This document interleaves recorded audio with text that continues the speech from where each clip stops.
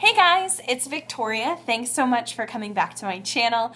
I'm so excited to be back with you guys and filming, and I'm sure you can tell just from my attitude alone that I'm in a much better place than I was when I posted my last video. If you haven't seen that, it was just a text video where I talked about getting a negative pregnancy test this cycle and how I was feeling and just some of my fears. So I want to start off by thanking you guys. Your comments were just amazing. You guys reached out to me in private messages, left comments on my video, found me on Instagram and sent me messages, or on Facebook. And I just want to tell you all how much that truly means to me. It really just makes this whole process that much better, knowing that there are so many amazing women out there who are going through the same thing that I can talk to and share my feelings with, and it's just wonderful. So thank you guys for being you and being amazing. So that's first. There are a couple different things that I wanted to talk about today. First, I wanted to kind of do a cycle recap from last cycle, since it was my first true medicated cycle, to let you guys know, kind of what happened and what I saw. So as you guys know, last cycle I was on Clomid for the first time. I didn't start Clomid until cycle day 9 because of when I saw the doctor. So it was later than most people. Usually you start cycle day 2 or 3. So I really wasn't expecting much, but I was really shocked when we ended up with a follicle over 25 by cycle's end. We only had one, but one's all it takes. So, we were still happy with that result. We had the postcoital exam, which revealed that everything looked really good with my husband. So that was exciting. Obviously, they may still want to do a sperm analysis at some point, but at this moment, it's not something that they've brought up. I'm probably going to ask that question at my next appointment, but we'll get into that in a little bit. So that looked good. We had several ultrasounds every time. Everything looked pretty clear as far as, my body goes. My lining ended up being over a 16 by cycle's end, which is just crazy. So that's something that we'll be addressing to see if there's an issue or if I just naturally grow a really thick lining. But I'll also talk about that in a minute. So we had those couple of ultrasounds. My blood work all came back, confirmed the Pcos diagnosis once again, and determined that my insulin resistance is extremely severe. So I'm currently on a very restricted diet, trying to get the numbers as low as I can in the next couple of weeks to see if I can avoid medication, or at the very least take a lower dose. And I'll go over that appointment here in a little bit. So that happened. We found out all of my chromosomes look good. The biggest shocker in all of the blood work was that I am O positive all of a sudden, and I have been O weak D the last several times I've been tested, so that was really a surprise. Things that I did differently last cycle, obviously the Clomid. I had stopped all of my supplements besides the prenatal, obviously, until I saw the doctor. So after the doctor, I started taking aspirin and the prenatal, and that was it. So now I'm taking some new things, which I went over in another video, which I'll link back down below, but I'm now on a heart pack, the prenatal, extra folate, I take vitamin D, I'm taking a B complex, probiotic, and occasionally a few other things mixed in as needed.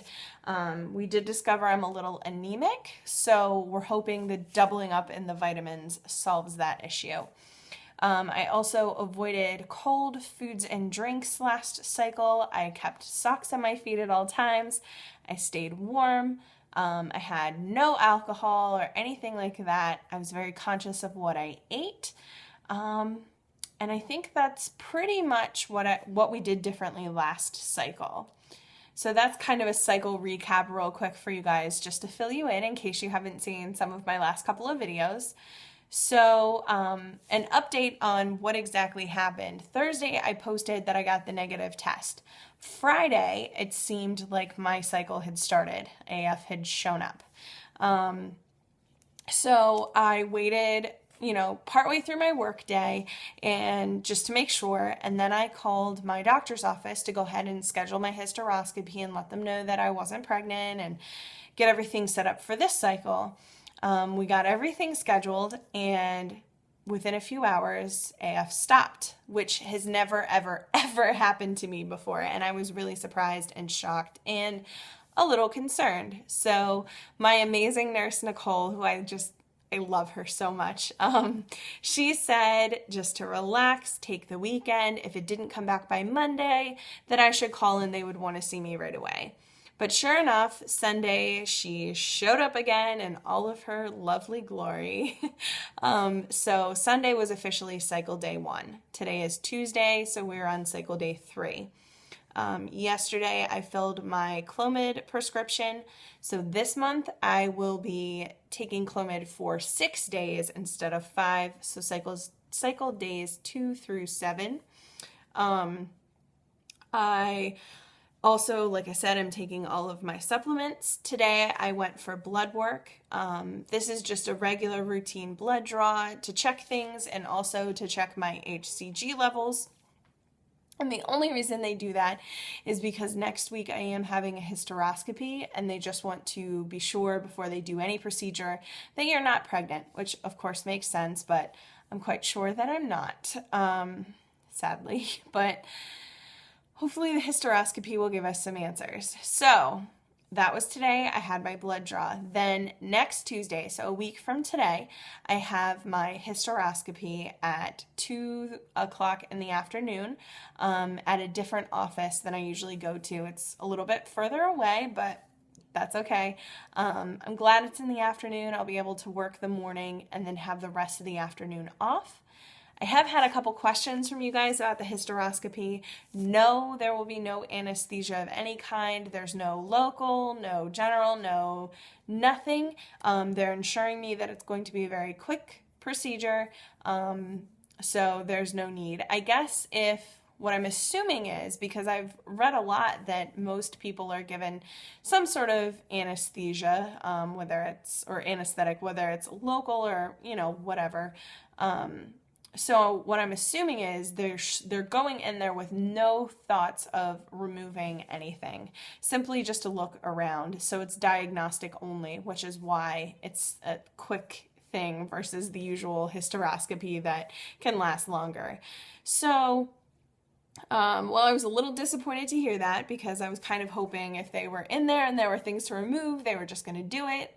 I guess it will be nice to have some time to digest their findings before we make any decisions. So Tuesday will be my hysteroscopy, and then we have our mid-cycle appointment on September 5th. So I'll be halfway through my cycle at that point, done with the Clomid, obviously. We'll see what happens with ovulation this time. Last time, I finished, I took it cycle day 9, 10, 11, 12, 13. I ovulated somewhere between 5 and 6 days later. So this time I will finish my Clomid on cycle day 7. So I may ovulate prior to that appointment or right around that appointment. We'll see what happens. So they've instructed, all of our baby dancing for the month too. So I have all of those instructions. So then we will have that information as well once we get to that appointment. They're going to do another postcoital, the ultrasound, and everything. They have no other plans for this cycle because they want to get the results of the hysteroscopy first. So I won't be on any other medication provided that my progesterone stays good. That would be the only other thing this month if I needed it. That'll be it. And then after this hysteroscopy and we see what happens this time, will formulate another game plan if I am not pregnant after this month. So that's kind of where things stand and what's going on. My hopes for this cycle are that we really just buckle down and get things figured out and get my health back on track, and hopefully I won't have to be on medication. You know, I know it's a wonderful thing and it can be, but I'm not a huge medication person. And believe me, not that I don't take it if I need it or I don't believe in it, I certainly do. But, you know, I just, as few medications as I can be on, the better, just because I know we're headed for a path where there's going to be a whole lot of medications involved with IUI or IVF. So, the fewer medications, I think, the better to keep my sanity. So that's really where I'm at, what's going on. I'm feeling pretty good right now. I'm in a lot more pain this month than I usually am, and I think basically after talking to my nurse today that a lot of the symptoms that I was talking to you guys about in the past couple weeks are really related to the medicated cycle. I guess I'm finally having some of the PMS symptoms that I've really never had in my life. So that's good to know. It gives me hope that my body's responding and maybe finally catching on, like, oh, this is what we're supposed to do. So hopefully it's a step in the right direction. So I just want to send all of my love and lots of baby dust to all of you out there. How are you guys doing? What's going on? Have you gotten a BFP? Where are you guys at with your story? Like, I'm always interested in hearing these things. So make sure to leave your updates down below. And if you have a channel, link it, because I would love to meet more of you guys and follow along with your stories too.